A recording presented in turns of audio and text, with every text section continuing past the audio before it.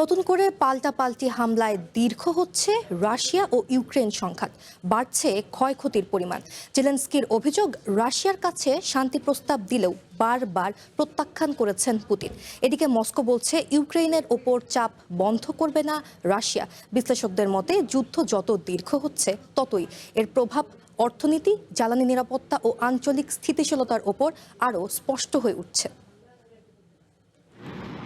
২০২২ সালের ২৪ ফেব্রুয়ারি রাশিয়ার president Vladimir Putin যখন ইউক্রেন আক্রমণ করেন, তখন তিনি হয়তো ভেবেছিলেন কয়েকদিনের মধ্যে কিয়েভ দখল করে নেবেন। তবে আমেরিকা ইউরোপের সহায়তায় ইউক্রেনের পাল্টা প্রতিরোধ চমকে দেয় সবাইকে। দীর্ঘ ৪ বছর থেমে থেমে চলে সংঘাত। তবে গাজা, লেবানন, আমেরিকা, ইরানের সংঘাতে চাপা পড়ে ইউক্রেন রাশিয়ার যুদ্ধের খবর। ভবিষ্যৎ হোক নিরাপদ, বিনিয়োগ হোক বিশ্বস্ত, আর আমার পছন্দ সল্ট বে। ওয়েলকাম টু সল্ট বে।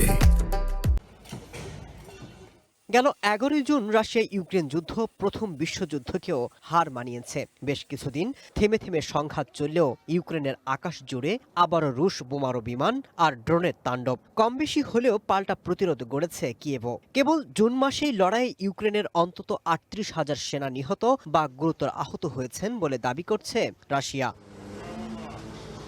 বর্তমানে রাশিয়ার পুরো লুহান্স অঞ্চল এবং দোনেক্স, জাপোরজিয়া অঞ্চলের বড় অংশ নিয়ন্ত্রণ করছে, যদিও মস্কোর বাহিনী ধীরে ধীরে পশ্চিমের দিকেও অগ্রসর হচ্ছেন।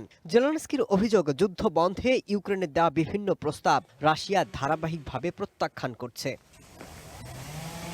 ট্রাম্প রাশিয়া ইউক্রেন যুদ্ধ বন্ধ তো করতেই পারেননি, বরং নিজেই বিশ্বকে ঠেলে দিয়েছেন আরও বৃহৎ পরিসরের এক যুদ্ধে। ক্ষতি শুধুই ইউক্রেনই নয়, বরং জ্বালানি সহ আর্থিক সংকটে পুতিনও। এদিকে ইউরোপ ইউক্রেনকে সহায়তায় এগিয়ে আসলেও পর্যাপ্ত নয় বলে মনে করছে কিয়েভ। রাশিয়া ইউক্রেন যুদ্ধের সাথে বাংলাদেশের কোনো সম্পর্ক না থাকলেও এই যুদ্ধে অন্তত ৪০ জন বাংলাদেশি তরুণ প্রাণ দিয়েছেন। আন্তর্জাতিক প্রতিবেদন এবং বিশ্বব্যাংকের যৌথ তথ্য বলছে, এই যুদ্ধের মোট আর্থিক ক্ষতি এবং ব্যয়ের পরিমাণ $৩ ট্রিলিয়ন ছাড়িয়ে গেছে। যুদ্ধে এখন পর্যন্ত ৫ লাখ মানুষ মারা গেছেন। এছাড়া আহত, নিখোঁজ ধরলে ক্ষতিগ্রস্ত মানুষের সংখ্যা ২০ লাখ ছাড়িয়ে যাবে।